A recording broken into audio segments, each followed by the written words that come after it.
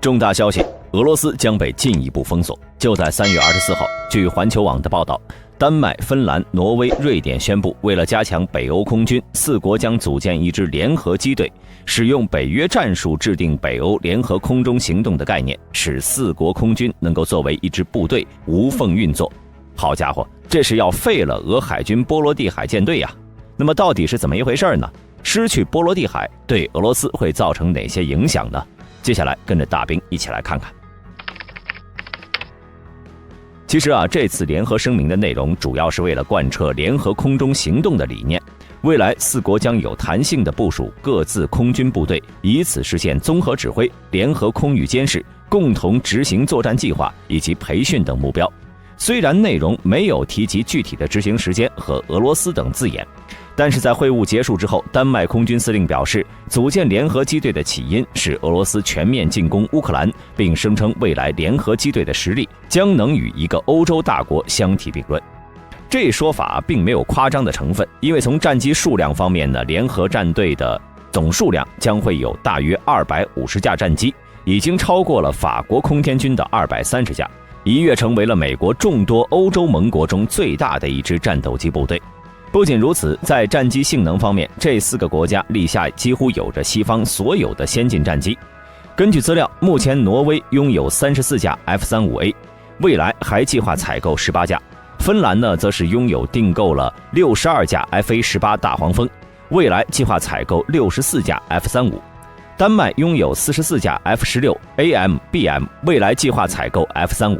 至于瑞典，则拥有90多架 JAS-39EF 鹰狮战机，未来还将追订60架 JAS-39EF 型，这还没有算上各类型运输机等后勤机型。只不过呢，除了挪威订购的 F-35A 已经有31架交货外，丹麦和芬兰的 F-35仍然在订单上，后面还有美国、德国和日本等国家排队等着换装 F-35。考虑到洛马公司有限的产能，丹麦和芬兰想要拿到 F-35，恐怕得等上一段时间。另外，根据丹麦国防部发表的声明，这次组建联合机队的最终目标是根据已知的北约方法，开发一种北欧联合空中作战概念，从而使4国可以作为一支部队无缝协同作战。4国可以集合所有的军机力量，打造出一个迷你北约的实体，从而达到更好的联合作战效果。其实这个构想呢，早在1990年就曾提出了，但是由于当时瑞典和芬兰秉持着不结盟政策而无法实行，导致他们在去年5月份申请加入北约才被打破。值得注意的是，期间呢，挪威空军司令还声称，联合机队将成为建立联合北欧空中作战中心的基础，并表示该中心的指挥机构还可以容纳美国和加拿大。这是不是就意味着未来美国和加拿大也将加入该机队？如果是的话，可以预测未来俄空军和俄海军在波罗的海和北极上空将面临更加严峻的挑战。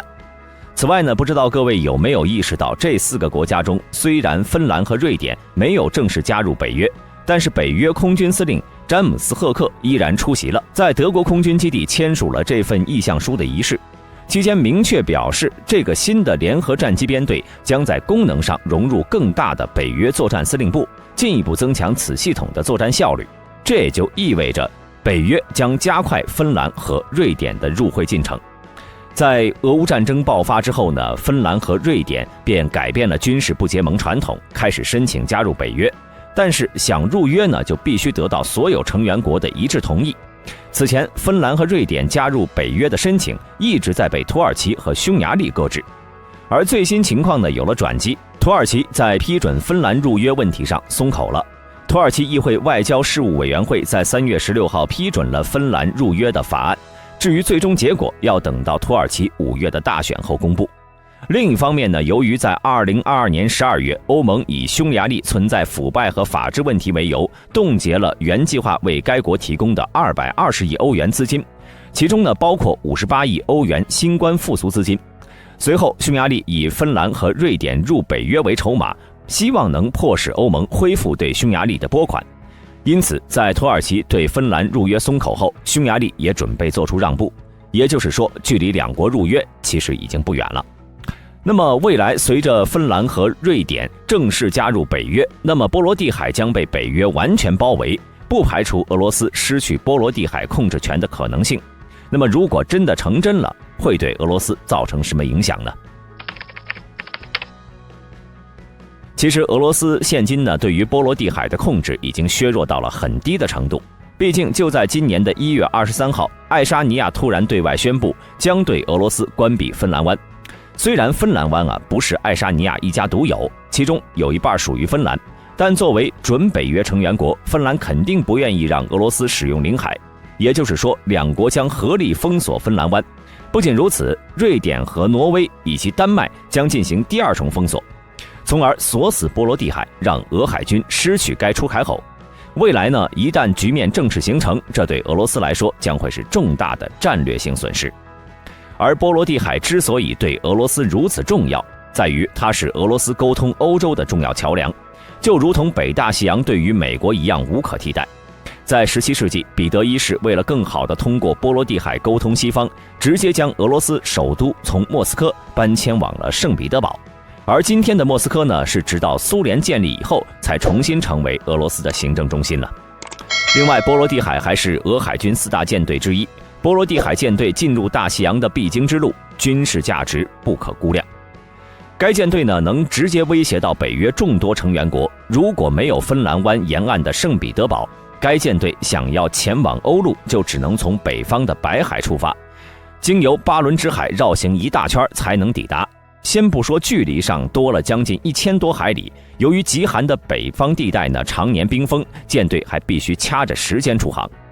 此外，波罗的海沿岸是繁忙的港口区，催生了许多国家的命脉城市。目前该海沿岸的10个欧洲国家中呢，其中6个国家的首都都是沿海城市，更有7个国家是北约成员国。如果俄国可以保持在这里的军事话语权，就能威慑这些邻居。反之呢，如果俄国疲软，那么沿岸各国就能掐住他的脖子，让俄罗斯海洋权益完全沦丧。不仅如此，俄罗斯还有一块飞地加里宁格勒州，该州呢毗邻部分北约成员国，从地理位置上看，南邻波兰，东部和东北部与立陶宛接壤，到华沙距离只有400公里，到柏林、哥本哈根的距离均在600公里左右，可以说是俄罗斯工业发展最好的地区之一了。值得注意的是，该地的巴尔提斯克港也是俄罗斯为数不多的不动港之一。此外呢，历史上波德平原一直是其他国家进攻俄罗斯的陆路走廊，而加里宁格勒却能同时扼守各国通往俄罗斯的海陆通道。只不过该地呢也非常依赖波罗的海，如果俄罗斯没有该海的话语权，那么加里宁格勒也将极为难受。当然，不仅仅是为了方便波罗的海舰队，有了该海域，波罗的海舰队还能联合黑海舰队制衡美国在欧洲的重要力量。另外，波罗的海同样有着很大的经济利益，毕竟拥有着俄罗斯3大港口之一的圣彼得堡就在波罗的海。由于俄罗斯地理位置比较靠北，出海口很少，陆上交通非常不便，所以通过波罗的海进行的贸易占据了俄罗斯对外贸易的很大一部分。俄罗斯需要通过该海域才能和欧洲、美洲等众多国家进行经济贸易。而自从俄乌爆发以来呢，原本波罗的海3国已经加入北约，芬兰、瑞典也提交了入约申请。俄罗斯对波罗的海的掌控正在逐渐减弱。最直接的表现呢，就是在2022年11月份，英国海军伊丽莎白女王号航母首次抵达了挪威首都奥斯陆，有些要彻底堵上俄罗斯家门口的意思。另外，如果失去了对波罗的海的控制力，还将影响俄罗斯的北极战略。进入21世纪后呢，俄罗斯一直非常重视对北极地区的建设和发展，甚至在北极修建了军事基地，占地面积超过了 1.4 万平方米。之所以这样做，是因为北极对于俄罗斯来说太重要了。首先，北极的石油、天然气、矿物和渔业资源非常丰富。根据初步估算，潜在的石油和天然气占全球尚未开发油气资源的 25%， 其中原油储量大概为2500亿桶，相当于目前被确认的世界原油储量的1/4。天然气的储量呢，则是有80万亿立方米，相当于全球天然气储量的 45%。仅仅是在俄罗斯领海范围内，北冰洋所蕴藏的矿物价值就高达2万亿美元。俄前总统梅德韦杰夫曾明确表示，必须巩固俄罗斯北极地区的边界，以确保能源安全。因此，需要对俄在北极地区的边界进行立法，进而保证俄罗斯在北极地区的国家利益。虽然俄罗斯有着丰富的石油和天然气资源，但是为了巩固能源大国的地位，它仍在积极寻找新的油气资源。近几年，随着北极冰盖的消融，通过俄罗斯边境的水域如果没有冰山阻挡，那将成为从欧洲通往美洲和亚洲的最短通道。这些都为石油开采创造了有利条件。根据保守估计，俄罗斯所主张的北极区域中蕴藏着至少100亿吨石油和天然气。如果得以开发，俄罗斯将会成为全球最大的能源储备国。另外，北极还是全球军事战略要地。从地理位置上看，全球主要大国基本都集中在北半球，因此北极点呢是距离各大国最短的位置。也就是说，控制了北极点，就意味着占据了军事制高点，可以对各大国进行有效的勘制。比如冷战期间，由于北极是美苏两国直线距离最短的地方，双方呢在北冰洋沿岸部署了大量的陆基导弹发射场，同时北极厚实的冰层也为战略核潜艇提供了天然保护。冷战结束之后，这种局面不仅没有减弱，反而在一直加强。两国都试图在北极强化导弹反导基地。从2004年底开始，美国在紧邻北冰洋的阿拉斯加空军基地建立了第一个反导基地，俄罗斯则是计划将核威慑主要阵地转向北冰洋。到了2006年9月，俄核潜艇首次从北冰洋发射洲际导弹。之后，随着全球变暖、海冰融化，北冰洋通航也成为了可能。未来北极航道一旦开通，将会使俄罗斯海军拥有离欧洲、北美洲更近的出海口，届时将成为全球行动最快的海上力量。总结来说呢，这次4国组建联合机队，对于俄罗斯波罗的海舰队来说是一个不小的打击。毕竟该舰队算是俄海军4大舰队中最弱的，再加上波罗的海被众多北约成员国围绕，使得波罗的海舰队将一直处于劣势，未来甚至有可能成为一支内陆舰队。好了，今天的视频到这里就结束了。如果视频中有出错的地方，欢迎各位在评论区内指正。喜欢的朋友请点赞关注，之后大兵会为各位带来更多更精彩的视频。我们下期再见。